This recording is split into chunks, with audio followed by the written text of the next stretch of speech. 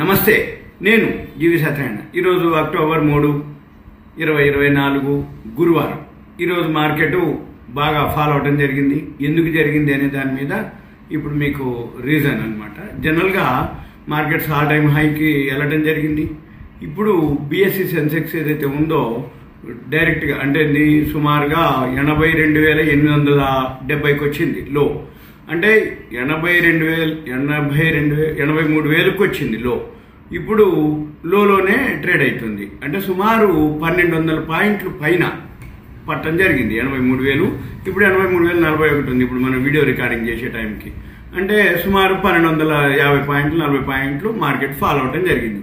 ఎందుకు ఫాలో అయిందో చూద్దాము. దీని వెనకాల ఏమేమి రీజన్స్ ఉన్నాయో చూద్దాము. ఈ రీజన్స్ 5 రీజన్స్ ఉన్నాయి. ఆ 5 రీజన్స్ ఏంటో అబ్జర్వ్ చేద్దాం. ఎందుకు పడింది, ఎందుకు పడుతుంది, మనము ఏం చేయాలి, జాగ్రత్తలు. అయితే మెయిన్ ఏంటిది అంటే ఓపెనింగే గ్యాప్ డౌన్ తోటి స్టార్ట్ అవడం జరిగింది. మెయిన్ జియో పొలిటికల్ వార్ అనమాట. ఇరాన్ ఇజ్రాయెల్ వార్ ఏదైతే ఉందో ఆ ఇష్యూ తోటి వీళ్ళు అంటే నిన్న మనకు సెలవు ఉంది అనమాట. అక్టోబర్ 2 గాంధీ జయంతి సెలవు ఉండటం వలన నిన్న ఏం లేదు ఫాలు. ఆ ఫాలు ఇవాళ ఓపెనింగ్ ఫాలో అవటం జరిగింది. అక్టోబర్ 1 నాడే ఈ ఇరాన్ ఇజ్రాయెల్ గొడవ స్టార్ట్ అవటం జరిగింది. మనకు 2వ తారీఖు నిన్న సెలవు కాబట్టి ఏం లేదు. ఈ రోజు పొద్దున్నే అదొకటి అనమాట. నెక్స్ట్ సెబీ F&O మీద బాగా స్ట్రిక్ట్గా చేయటం. అవి ఏవైతే ట్రేడింగ్ ఈక్విటీ కానీ డెరివేటివ్స్ F&O చేస్తారో వాటి మీద ఆప్షన్స్ కాంట్రాక్ట్స్ ఈ వీక్లీ మీద వాటి మినిమం ఛార్జెస్ అవన్నీ మీద ఆ ఛార్జెస్ తోటి అది అమలు 1వ తారీఖు నుంచి అనమాట, అక్టోబర్ 1. అదొకటి ఎఫెక్ట్ మార్కెట్ మీద. తర్వాత ఫారిన్ ఇన్వెస్టర్స్ ఎవరైతే ఉన్నారో వాళ్ళు సెల్లింగ్ చేయడం మొదలు పెట్టడం జరిగింది. అదొక రీజన్. ఒకటే రీజన్, మార్కెట్ పెరిగింది అంటే ఎఫ్ఐఎల్ కొన్నట్టు, మార్కెట్ పడింది అంటే ఎఫ్ఐఎల్ అమ్మినట్టు. ఈ ఎఫ్ఐఎల్ అమ్ముతురు అనేది ఒకటి, చైనాకి షిఫ్ట్ అయిపోతుండ్రు అనేది ఒక న్యూస్ అనమాట. దాంతో మన మార్కెట్లు ఎఫ్ఐఎల్ సెల్లింగ్ చేయటం, సెబీ కొత్త రూల్స్ పెట్టడం, తర్వాత ఇరాన్ ఇజ్రాయెల్ ఏదైతే జియో పొలిటికల్ వార్ రావడం, తర్వాత ఎప్పుడైతే జియో పొలిటికల్ వార్ వచ్చింది అనుకోండి ఆ టైంలో క్రూడ్ ఆయిల్ ధరలు పెరగడం మొదలు పెడతాయి. ఇప్పుడు క్రూడ్ ఆయిల్ ధరలు పెరగడం వలన కూడా మన ఇండియన్కి కొంచెం అంటే మన ఇండియా ఎకానమీకి అనమాట. ఎప్పుడైతే క్రూడ్ ఆయిల్ ధరలు తగ్గితే ఏమైందంటే మనకి సపోర్ట్ అనమాట ఎకానమీకి. ఎందుకోసం అంటే మనకి క్రూడ్ ఆయిల్ ప్రొడక్షన్ ఉండదు కాబట్టి మనకి తక్కువలో దొరికినప్పుడు మనకి ఫారెన్ ఫండ్స్ అనుకోండి, ఫారెన్ కరెన్సీ ఫండ్స్ కాదు, ఫారెన్ కరెన్సీ మిగులుతుంది. మనం తక్కువలో కొనుక్కుంటాం కాబట్టి. ఇప్పుడు మళ్ళీ క్రూడ్ ఆయిల్ ధరలు పెరిగితే మన ఫారెన్ కరెన్సీ ఏవైతుందో ఎక్కువ రేటు పెట్టుకోవాల్సి వస్తుంది. తర్వాత వీటితో పాటు గ్లోబల్ మార్కెట్లు కూడా పట్టడం జరిగింది. ఈ గ్లోబల్ మార్కెట్లు పడేటప్పటికి అమెరికా మార్కెట్లు ఇవన్నీ యూరోప్ మార్కెట్లు అవి పట్టడం వల్ల మన మార్కెట్లు కూడా ఉంది. వీటితో పాటు మన మార్కెట్లు ఆల్ టైమ్ హైకి రీచ్ అవ్వడం జరిగింది. ఇవన్నీ రీజన్. మళ్ళీ నెక్స్ట్ ఇప్పుడు వచ్చే వారం బోర్డు మీటింగ్లు ఉన్నాయి, quarterly results, second quarter results వస్తాయి. వీటితోటి ఇప్పుడు మన మార్కెట్లు ప్రాఫిట్ బుకింగ్ అనండి. సింపుల్గా ఏం జరగదు లేదు, ప్రాఫిట్ బుకింగ్ అంటారు. అయితే మనమేం చూడాలిగా, ఏం చేయాలి అంటే ఎప్పుడైతే వాల్యూ ఉన్న షేర్లు ఉన్నాయో అవి అబ్జర్వ్ చేయాలి. ఇప్పుడు ఈ ఫస్ట్ క్వార్టర్లో మంచిగా ఉన్నటువంటి కంపెనీలు ఏవైతే ఉన్నాయో ఆ కంపెనీలు సెకండ్ క్వార్టర్ రిజల్ట్స్ వస్తాయి. ఆ టైంలో సపోర్ట్ చూసుకొని అవి కనుక మీరు మార్కెట్ పడుతుంది కాబట్టి అవి కూడా పడతాయి. అవి కనుక మీరు కొనుక్కోగలిగితే మీకు మంచి పైసలు వస్తాయి. ఎందుకు సెకండ్ క్వార్టర్ రిజల్ట్స్ వచ్చే టైంకి బోర్డు మీటింగ్ టైంకి మళ్ళీ ఆ షేర్లు బాగా పెరుగుతాయి అనమాట. అది మనం గమనించాలి. ఇప్పటికి మనము చూడవలసింది ఏంటిదంటే ఇన్వెస్టర్స్ అంటే జనరల్గా ఉదాహరణకి 60 లక్షల రూపాయలు 100 పాయింట్లకి తేడా అనమాట. అంటే మార్కెట్ క్యాపిటలైజేషన్ అంటాం. ఇప్పుడు మార్కెట్ ఏదైతే ఇప్పుడు 12 పాయింట్లు పడిందో సుమారుగా 60 లక్షల నుంచి ఒక 100కి 12 అంటే 7 లక్షల కోట్ల రూపాయలు మన పైసలు మార్కెట్ క్యాపిటలైజేషన్ తగ్గిపోతాయి. అంటే మన ఏవైతే నిన్నటికి ఈ రోజుకి సపోజ్ నిన్న మన ఈ షేర్ల వాల్యూ 1 లక్ష రూపాయలు ఉన్నాయనుకోండి, ఇవాళ తగ్గిపోద్ది అన్నట్టు విలువ. దాన్ని మార్కెట్ క్యాపిటలైజేషన్ అంటాం.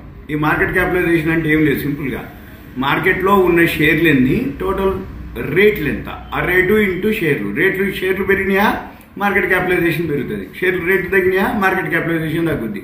ఇప్పుడు ఏంది, మార్కెట్ క్యాపిటలైజేషన్ తగ్గిపోయింది అంటే మన షేర్ల యొక్క వాల్యూ వర్త్ తగ్గిపోయింది. సుమారుగా 60 లక్షలు ఉంటుంది 100 పాయింట్లకి. ఇప్పటి వరకు 5.63 లక్షల కోట్లు పోయిందని సాయంత్రానికి ఇప్పుడు ఏం చేయక్కర్లే 1000 పాయింట్లు కనుక పడ్డదంటే ఒక 6 లక్షల కోట్లు మనకి ఆవిరైపోయినట్లు లెక్క.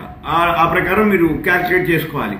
ఎన్ని పాయింట్లు ఇంటూ 60 లక్షలు ఈజీగా 60 నుంచి 70 మధ్యలో 65, 70 అట్లా కొంచెం అటు ఇటుగా అయినా ఉంటుంది. అది కావాలనుకుంటే ఇంకా మనం చూసుకోవచ్చు కూడా. BSE listed companies market capitalization అని కొడితే మీకు చూపిస్తుంది ఎంత వాల్యూ ఉంది, నిన్న ఎంత వాల్యూ ఉంది, ఈ రోజు ఎంత ఉంది. మైనస్ మార్కెట్ పెరిగిందా, మార్కెట్ క్యాపిటలైజేషన్ పెరుగుతుంది. సింపుల్గా తగ్గిందా మార్కెట్ క్యాపిటలైజేషన్ తగ్గుతుంది. మన పని ఏంటిది, ఎంత తగ్గింది అది లాస్ అన్నట్టు. ఓవరాల్గా మనం కాదు, టోటల్గా వాల్యూ అది ఎవరెవరు దగ్గర ఎన్ని షేర్లు ఉన్నాయో దాన్ని బట్టి ఆ వాల్యూ తగ్గినట్టు అనమాట. ఇది సింపుల్గా మనం చూడవలసింది అనమాట. అయితే ఏం చేయాలి మనం మరి ఇలా ఉన్నప్పుడు? మన పని ఏంటిది అంటే సింపుల్గా ఏవైతే మార్కెట్స్ బాగా పెరిగినా పడ్డా, ఇప్పుడు 1200 పాయింట్లు పడ్డది, ఈ లోకి వచ్చిన తర్వాత అంటే BSE సెన్సెక్స్ కనుక మీరు ఓపెన్ చేస్తే అక్కడ మనకు చూపిస్తుంది టాప్ 30 ఏవైతే ఉన్నాయో. టాప్ 30లో ఇవాళైతే మెటల్స్ అనమాట, అంటే steel, JSW steel, Tata steel అవి లీడింగ్లో ఉన్నాయి. స్టేట్ బ్యాంక్ ఆఫ్ ఇండియా ఒకటి లీడింగ్లో ఉంది ఇప్పటికీ. అయితే మన పని ఏంటిది, ఏవైతే ఉన్నాయో BSE సెన్సెక్స్లో టాప్ గెయినర్స్ ఏవైతే ఉన్నాయో, మార్కెట్ పడ్డా కానీ ఇప్పుడు ఇవి టాప్ గెయినర్స్ అంటే ఈ సెక్టార్ ఈరోజు పాజిటివ్లో ఉంది. మన పని ఏంటిది, ఇవి చెక్ చేయాలిగా. మనము ఎంతసేపటికి ఏం చేయాలి, ఏ అయితే కంపెనీలు ఉంటాయో ఆ కంపెనీలు మన సెక్టార్లు అనమాట. ఈ సెక్టార్లను చూసుకొని కనుక మనం ఫాలో కాగలిగితే మార్కెట్ పెరిగినా తగ్గినా, రెండోది సపోర్టు రెసిస్టెన్స్లు, గ్రాఫ్లు, బోర్డు మీటింగ్లు, రిజల్ట్స్. ఇప్పుడు ఉదాహరణకి వాళ్ళ పాజిటివ్లు ఏంటిది, మెటల్ షేర్లు, రియాలిటీ ఏంటిది బాగా బాటంలో ఉన్నాయి. మన పని ఏంటిది, మన దగ్గర కనుక మెటల్ షేర్స్ ఉంటే మీరు ప్రాఫిట్లో ఉంటే ఎగ్జిట్ అవ్వచ్చు. సపోజ్ రియల్ ఎస్టేట్ షేర్లు ఉన్నాయి, రియల్ ఎస్టేట్ షేర్లు వాళ్ళు బాగా ఫాల్ అయినాయి. మన దగ్గర ఏం చేయాలి, రియల్ ఎస్టేట్ షేర్లు కనుక్కుంటే వాల్యూ ఉన్న రియల్ ఎస్టేట్ షేర్లను అబ్జర్వ్ చేసి అవి మనం బైలోకి వెళ్ళాలి. మార్కెట్ పెరిగినప్పుడు మనం ఏం చేయాలి, మన దగ్గర ఉన్న షేర్లు ప్రాఫిట్ బుకింగ్ చేసుకోవాలి. మార్కెట్ పడ్డప్పుడు వాల్యూ ఉన్న షేర్లని మనము బైలోకి వెళ్ళాలి.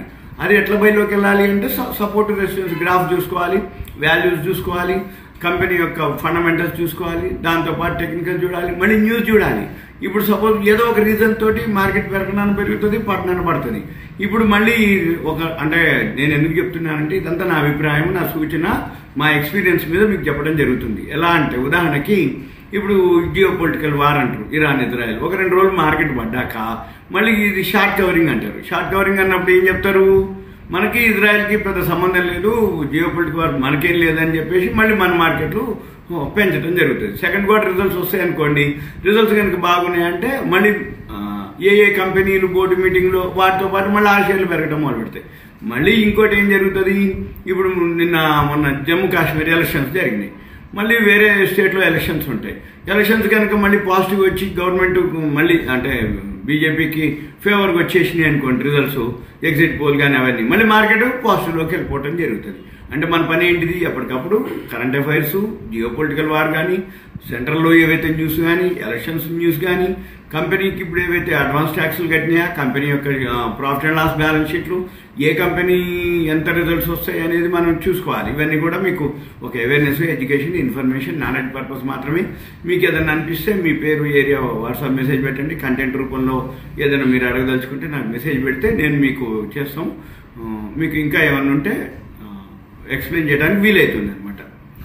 ఓకే, ఇది మన యూట్యూబ్ ఛానల్, మీరు సబ్స్క్రైబ్ చేయండి. ఫేస్బుక్ కానీ ఉంటే ఫార్వర్డ్ చేయండి, మన వాళ్ళందరినీ యాడ్ చేయండి, లైక్ చేయండి, సబ్స్క్రైబ్ చేయండి. Thank you. సెలవు.